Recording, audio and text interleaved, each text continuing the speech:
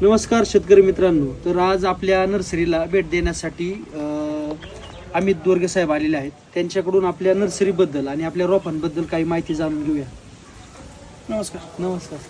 नमस्कार सगळ्यांना. मी अमित दोरगे.